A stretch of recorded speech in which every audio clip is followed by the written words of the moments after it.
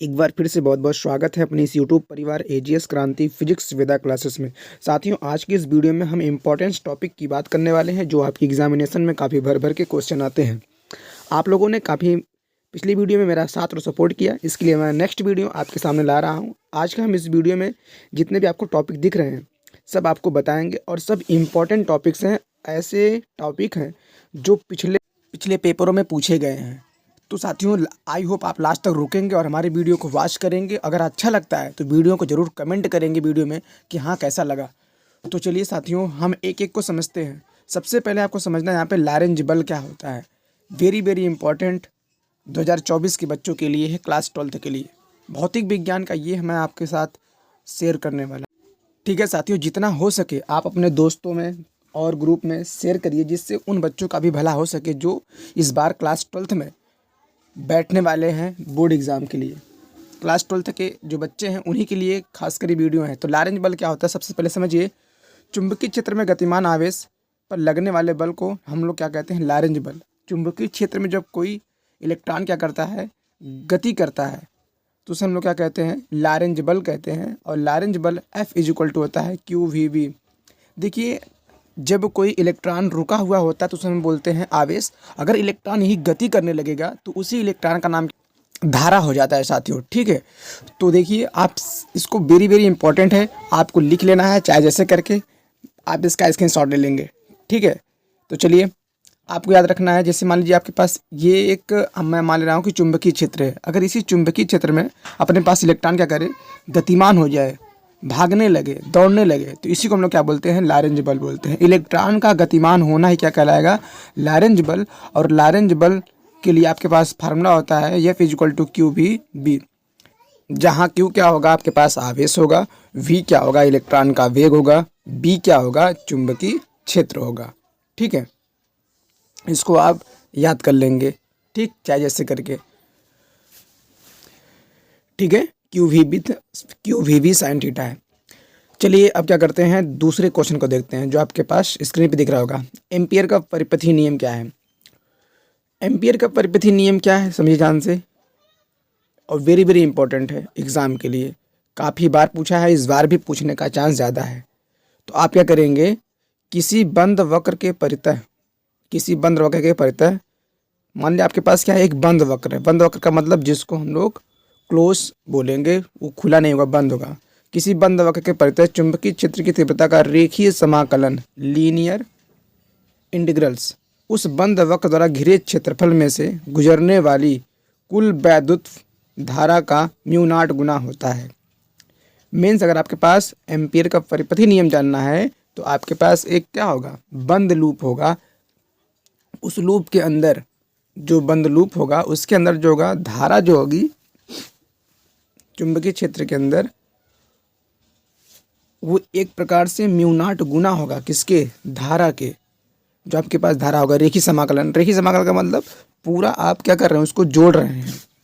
ठीक है, क्षेत्रफल जो भी होगा, चाहे गुजरने वाली धारा होगी, वो जो भी क्षेत्रफल के साथ जो धारा बनेगी उसी धारा में क्या करना है, आपको μ0 से कर लेना है, गुणा कर लेना है। वही क्या बन जाएगा आपके पास, एम्पियर का नियम। जहाँ μ0 क्या होगा, निर्वात की निरपेक्ष चुंबकशीलता। ठीक है, कभी कभी आपसे μ0 और आपसे नॉट में संबंध पूछ देता है, तो इसको मैं बाद में करवाऊंगा। तो आपको याद रखना है इंटीग्रेशन वेक्टर V.dl = μ0I। यही आपके पास क्या है, फार्मूला है कि वेक्टर V.dl = μ0I। आई क्या होगा, धारा होगा, μ0 क्या होगा, निर्वात की निरपेक्ष चुंबकशीलता होगी, और B क्या होगा, चुंबकीय क्षेत्र होगा। ठीक है, तो चलते हैं नेक्स्ट क्वेश्चन पे। आपके पास ये भी क्वेश्चन कई बार पूछा है। दो बल्ब 60 वाट 220 वोल्ट तथा 40 वाट और 220 वोल्ट को, मतलब आपके पास दो बल्ब हैं जिसपे 60 वाट है और 40 वाट है, को 220 वोल्ट के मेंस से श्रेणी क्रम में जोड़ा जाता है, तो बल्बों की कुल शक्ति क्या होगी। मतलब उस बल्ब के अंदर कितनी शक्ति है, आपको इसको बताना है। ठीक, दो बल्ब हैं, तो चलिए देखिए ध्यान से समझिए। देखिए, आप शक्ति के बारे में जानते होंगे, शक्ति का मात्रा क्या होता है, वाट होता है, क्योंकि शक्तिमान जब आता है तो लोगों की वाट लगाता है। तो आप ऐसे याद रख लेंगे, शक्ति का मात्रा क्या होगा, वाट होगा, जिसमें P1 का मान 60 वाट है और P2 का मान कितना है, 40 वाट है। ठीक, अगर देखा जाए कि इसको किससे जोड़ा गया है, 220 वोल्ट के मेन से जोड़ा गया, तो V1 का मान और V2 का मान दोनों ही क्या रहेगा, 220 होगा। क्यों? क्योंकि दोनों को सेम बैटरी से जोड़ा गया है। तो यहाँ भी कितना होगा, 220 वोल्ट होगा। समझ आया? आप कह रहे हैं बल्बों की कुल शक्ति ज्ञात कीजिए। कुल शक्ति का मतलब इसके पास कितनी शक्ति है ये बताना है, पहले के लिए कितनी है और दूसरे के लिए कितनी है। तो आपको छोटा सा फार्मूला रखना है, P=VI से ना। अगर आप पहला लेंगे तो हो जाएगा P1 I1, अगर दूसरा का लेंगे तो P2 I2 हो जाएगा। चलिए यहाँ समझिए ध्यान से, क्योंकि यहाँ पे वोल्टेज सेम है। तो अगर मैं 60 वाट के लिए लगाऊं और 40 वाट के लिए लगाऊंगा तो अलग अलग तरीके से अपने पास क्या मिल जाएगा। पहले के लिए क्या करेंगे, ठीक है, तो हम लोग क्या करेंगे, सबसे पहले प्रतिरोध निकालेंगे। क्यों? क्योंकि अपने पास I का मान नहीं पता है। तो देखिए ध्यान से समझिए क्या करना है। पहले क्या करना है, प्रतिरोध निकालेंगे। तो प्रतिरोध R1 हो जाएगा आपके पास V²/P। आपको ये बताया गया होगा।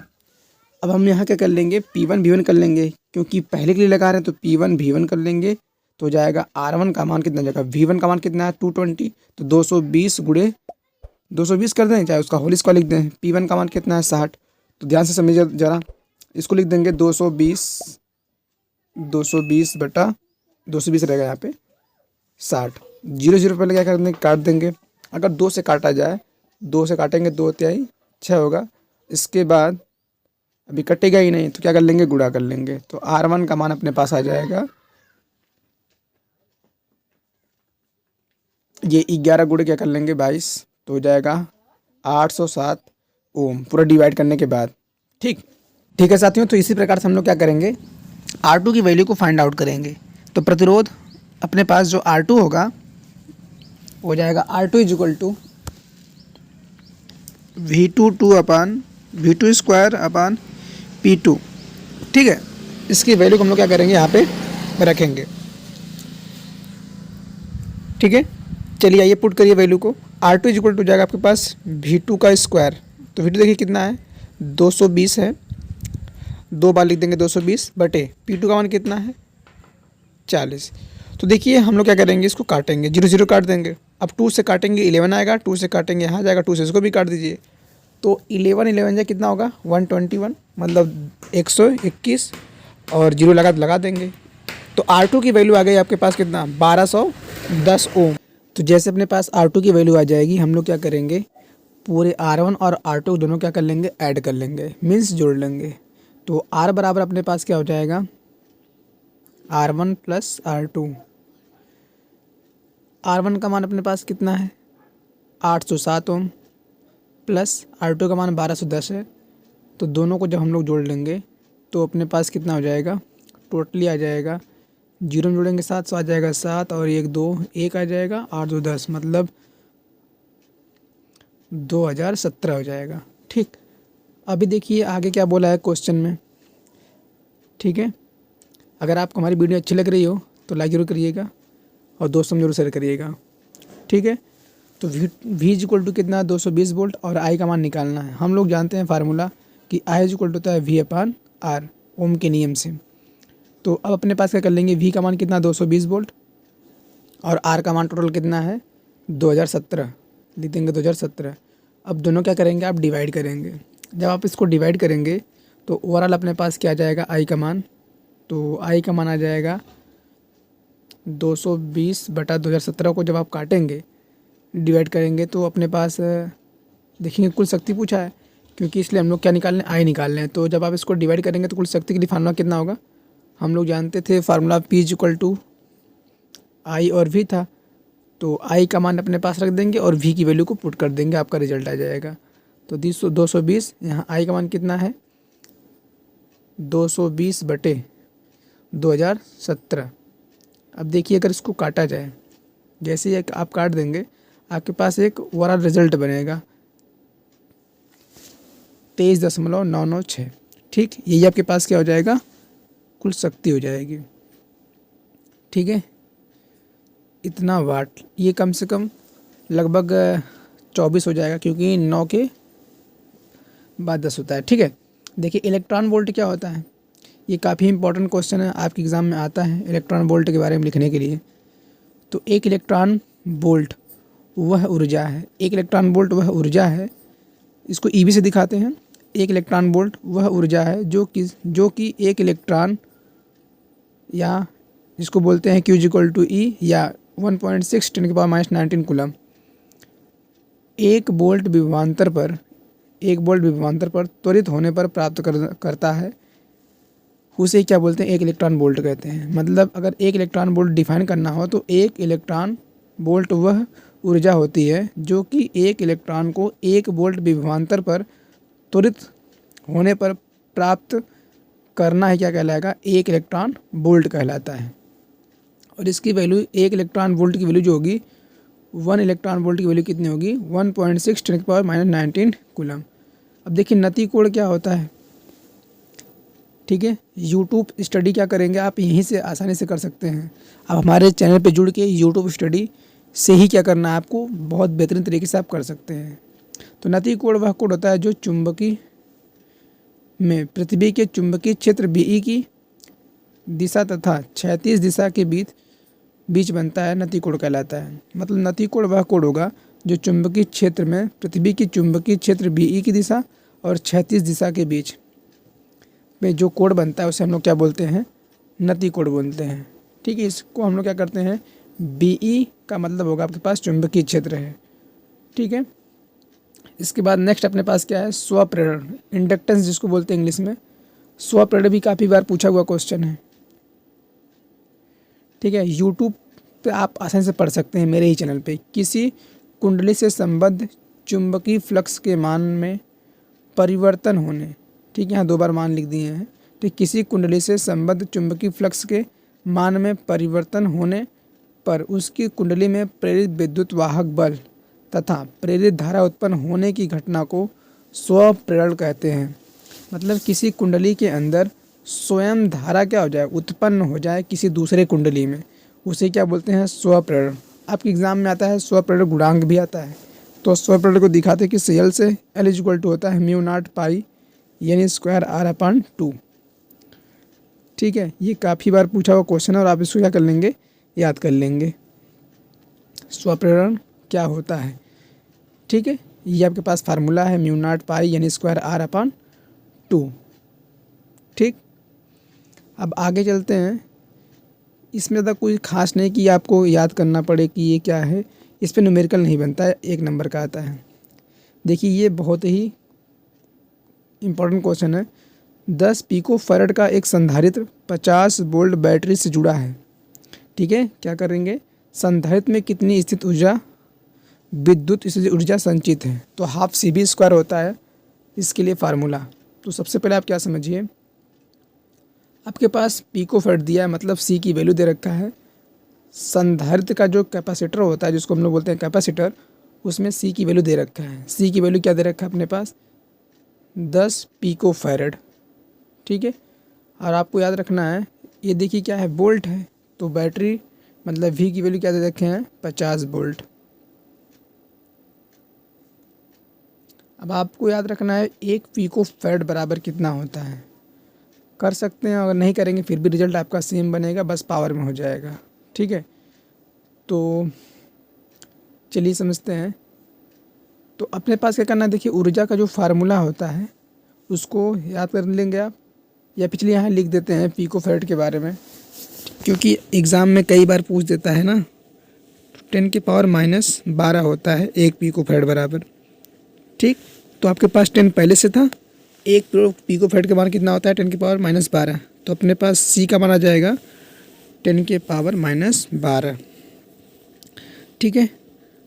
तो देखेंगे विद्युत स्थितिज ऊर्जा बताना है, तो हम लोग जानते हैं स्थितिज ऊर्जा का फार्मूला किसके लिए, कैपेसिटर के लिए, ठीक।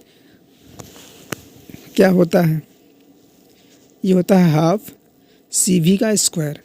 C की वैल्यू पता है, V की वैल्यू पता है, दोनों की वैल्यू को पुट करेंगे आपके पास रिजल्ट बन जाएगा 1/2, ऐसे ही रहेगा। C का मान आपके पास कितना है, 10 × 10⁻⁻12 फैरड इंटू V का मान कितना है, 50 × 50 या 50 का होल स्क्वायर लिख दो डायरेक्ट, 2 से काट देंगे कितना मिल जाएगा, 5 मिल जाएगा, ठीक है। तो यहाँ जाएगा अपने पास कितना, काट देते हैं, गलती हो गया, काट देंगे, यही एक ही लाइन में लिख दिया जाएगा। जैसे आप पूरा के सॉल्व करेंगे तो 5 है और 5 का स्क्वायर है, मतलब 50 का स्क्वायर है तो 25 ये हो जाएगा, गुणे 10 पे घाते कितना -12 करेंगे। जब पूरे के टोटल को आप इसको जब सॉल्व करते हैं तो देखिए यहाँ पे जगह है तो यहाँ लिख देते हैं, यहाँ जगह नहीं है यहाँ लिखते हैं इधर। देखिए यहाँ समझिए, जब आप इसको लिखेंगे ना तो आपके पास क्या आ जाएगा, 2 बार 50 1 बार 5 है तो हो जाएगा 5 × 5 = 25 125 हो जाएगा, और 2 जीरो इसका है, और अपने पास एक अंक पे लगाना है दशमलव तो हो जाएगा 1.25 10 पे घाते -8 बच जाएगा पूरा टोटली जो बचेगा। ठीक है, तो यहाँ पे एक लाइन हमने मिस्टेक कर दी, जो 25/2 लिखे हैं ये होगा 125 × 10 पे घाते -9। ठीक, आई होप आप समझे होंगे। नेक्स्ट क्वेश्चन पे बढ़ते हैं। अब हमने इलेक्ट्रॉन वोल्ट देख लिया, नाती कोण देख लिया। अब समझते हैं सेल का विद्युत वाहक बल क्या होता है। सेल का विद्युत वाहक बल जिसको बोलते हैं EMF, इलेक्ट्रोमोटिव फोर्स, कभी कभी एग्जाम में आ जाता है इसका फुल फॉर्म लिखने के लिए। तो समझिए, एकांक आवेश को पूरे परिपथ में, मान लीजिए आपके पास एक आवेश है, एकांक आवेश को पूरे परिपथ में सेल सहित में प्रवाहित करने में सेल द्वारा दी गई ऊर्जा को सेल का विद्युत वाहक बल कहते हैं। एकांक आवेश को पूरे परिपथ में या सेल सहित, ठीक है, सेल सहित में प्रवाहित करने से सेल द्वारा दी गई ऊर्जा, जो आप सेल को ऊर्जा दे रहे हैं उसे क्या बोलते हैं, विद्युत वाहक बल कहते हैं। और इसे ई से दिखाते हैं, E = W/Q। ठीक है, ये फार्मूला होता है। मतलब अगर आवेश को क्या कर रहे हैं आप, एकांक आवेश है, मान लेते हैं आपके पास ये कोई परिपथ है, इस परिपथ के अंदर एक बैटरी लगाएंगे, ठीक है, और ये आपके पास क्या हो गया, बैटरी हो गई, और ये प्रतिरोध हो गया। तो इसके अंदर जो आप सेल लगा रहे हैं, बैटरी लगा रहे हैं, सेल और बैटरी में अंतर होता है, लेकिन जो आप लगाएंगे तो इससे जो ऊर्जा उत्पन्न होगी उसे हम लोग क्या बोलते हैं, विद्युत वाहक बल बोलते हैं। ठीक है, और E = होता है W/Q। आपको याद रखना, W क्या होगा, वर्क होगा, Q क्या होगा, आवेश होगा, E क्या होगा, विद्युत वाहक बल। ठीक है, चलिए आगे समझते हैं। धारा घनत्व क्या होता है, करंट डेंसिटी इसको बोलते हैं। कई बार एग्जाम में आया है, किसी चालक में किसी बिंदु पर प्रति एकांक क्षेत्रफल से अभिलंबवत गुजरने वाली धारा को ही हम लोग क्या बोलते हैं, धारा घनत्व बोलते हैं। मतलब किसी चालक में किसी बिंदु पर प्रति एकांक क्षेत्रफल से अभिलंबवत गुजरने वाली जो धारा को उस बिंदु पर धारा घनत्व कहते हैं। इसे J से प्रदर्शित करते हैं। ठीक है, मान लीजिए आपके पास कोई बिंदु होगा, उस बिंदु पर अगर आप एकांक क्षेत्रफल से अभिलंबवत धारा को गुजार रहे हैं, उस बिंदु पर क्या कर रहे हैं, अभिलंबवत गुजार रहे हैं, तो उसे हम लोग क्या बोलेंगे, धारा घनत्व बोलेंगे, और इसे J से प्रदर्शित करते हैं। और J = होता है अपने पास I/A। ठीक है, धारा घनत्व J बराबर कितना होगा, I/A। I क्या होगा, तो करंट, करंट का मात्रा क्या होता है, एम्पियर, और क्षेत्रफल का मात्रा क्या होगा, मीटर स्क्वायर। तो अपने पास J का मात्रा क्या हो जाएगा, एम्पियर पर मीटर का स्क्वायर। इसको याद रखना है, कई बार पूछा हुआ क्वेश्चन है। ठीक है, एक लास्ट क्वेश्चन आप सबके साथ। देखिए 2020 में पूछा हुआ क्वेश्चन है, काफ़ी लंबा क्वेश्चन है, तो आप इसको देखिएगा ध्यान से। 12 वोल्ट विद्युत वाहक बल तथा 3 ओम आंतरिक प्रतिरोध से, मतलब 12 वोल्ट क्या है, विद्युत वाहक बल है, और 3 ओम आंतरिक प्रतिरोध की बैटरी को किसी प्रतिरोधक से संयोजित किया गया है, तो परिपथ में धारा 0.5 एम्पियर है, तो जुड़े प्रतिरोध का मान ज्ञात कीजिए। देखिए, प्रतिरोध 2 प्रकार का होता है, एक को बोलते हैं आंतरिक प्रतिरोध, एक को बोलते हैं सिर्फ और सिर्फ प्रतिरोध। तो अपने पास यहाँ पे आंतरिक प्रतिरोध के बारे में बताया गया है। तो एक फार्मूला होता है, और आप उस फार्मूले को क्या करेंगे, याद करेंगे। जब भी आप फिजिक्स की सवाल सॉल्व कर रहे हों तो जब सबसे पहले जो दिया है उसको लिखिए। E का मान कितना है, 10 वोल्ट। ठीक है, आंतरिक प्रतिरोध को स्मॉल r से दिखाते हैं, जिसका मान अपने पास स्मॉल r = जो होगा वो है 3 ओम। ठीक है, 3 ओम हो गया कि बैटरी से कितना एम्पियर धारा, भाई धारा आपके पास है 0.5 एम्पियर, तो धारा का मान हो जाएगा 0.5 एम्पियर। ठीक है, मतलब E पता हो गया, R पता हो गया, I पता हो गया। अब हमें याद रखना है एक फार्मूला, I = होता है फार्मूला E/R